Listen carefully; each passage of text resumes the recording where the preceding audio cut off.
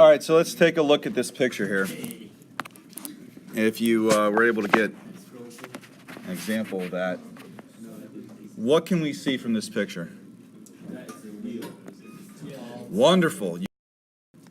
What's the obvious thing? The bottom spokes are focused and the top ones are not. What does that mean?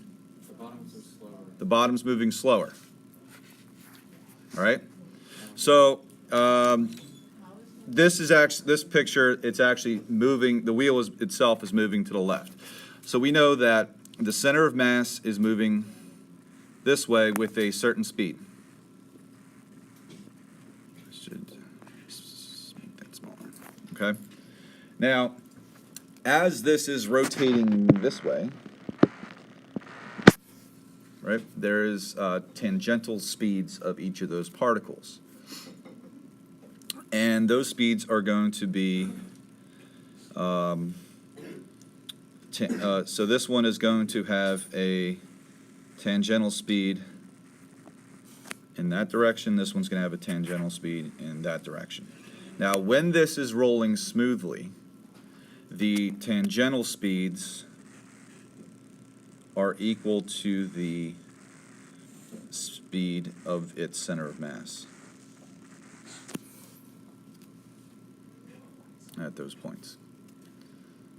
So if we were able to add those, yeah. So if the tangential velocities are equal, then why is the bottom moving slower than the So let's, if we look at this as pure rotation of the rolling object, again, pure rotation, we have a speed this way that is going to be equal to the speed of the center of mass if it's pure translational. This is the only particle that we're looking at. Oh no, I'm sorry. That every particle here is moving with the same speed, and that's every particle. So this would be as if the wheel was just sliding. All right, even though it's rotating, every particle at those locations are still have the same translational speed. However, when it's rotating, you have these speeds, and then it's zero here. So if we were to add together a rotating object with a sliding object, basically, so that they are rolling smoothly, meaning that the arc length covered over the rotation is equal to the translational distance, the linear distance. If we were to add those two objects together, the bottom velocities cancel out to zero. So our object here, with respect to this location, which is called point P, the velocity at that location is zero. The velocity at this point is going to be equal to the linear velocity of the center of mass, and then tops will add together so that this is moving with 2 times the velocity of the center of mass. And our picture shows that. With respect to the point P, the velocity was 0 with respect to the ground. That's what point P is, with respect to the ground. The whole object was moving with a center of mass velocity with respect to the ground, and then the top is moving faster with respect to the ground. So if we think about it as kind of a radial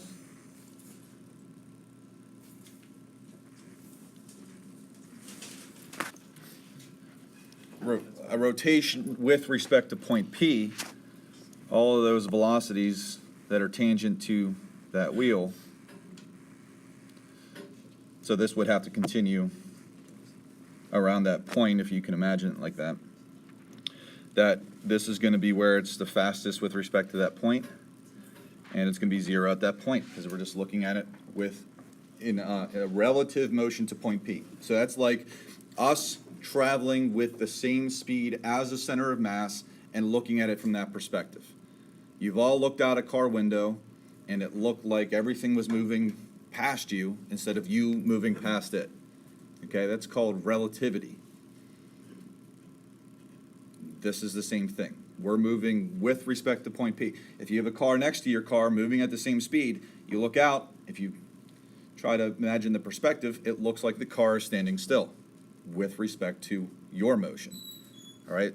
So with respect to that point P, at every single point in time, the velocity at the surface is 0.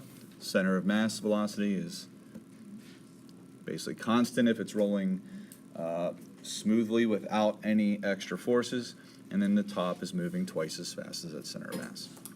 All right, but what you saw is what this is what I'm trying to explain.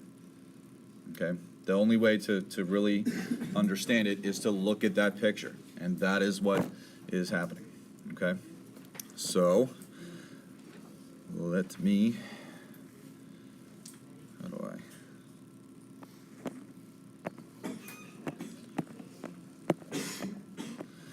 Now, what we're going to do is take a look at a situation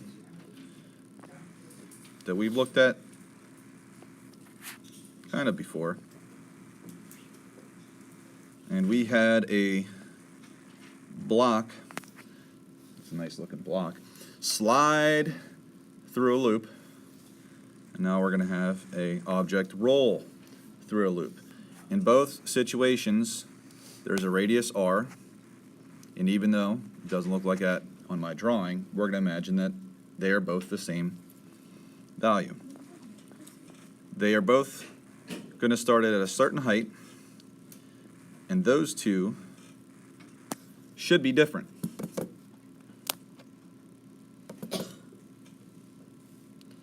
What else has to be the same between these two?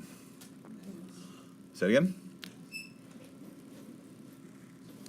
Not necessarily. Not necessarily. No, it's more about the situation, the fact that it's going through a loop.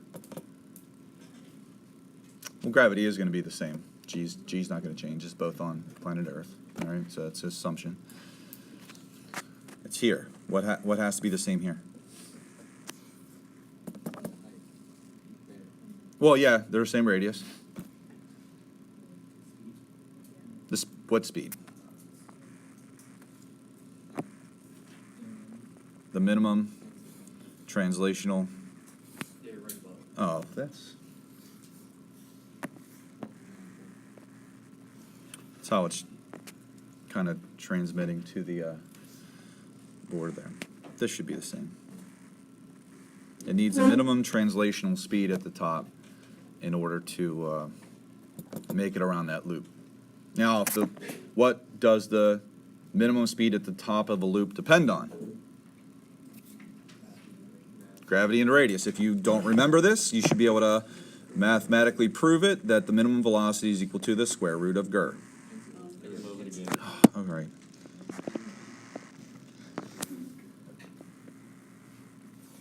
All right, so I'm just shrinking it down more.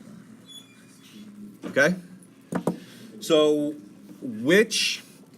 what would be the minimum height that these objects would have to be released from in terms of the radius of the loop to make it around that loop? Like the minimum height to make it around the loop that have the same radius. So that's what we're going to prove. Now, conceptually, what can we state about h? What is our hypothesis here? Is h, big H, going to be greater than, less than, or equal to little h? Big H is going to be greater than? That's what, right? That's what the consensus was there. That's what I thought I heard. Did I hear that? Okay, so we're going to have to release the block from a higher starting position than the ball. So let's show this. Let's prove this out.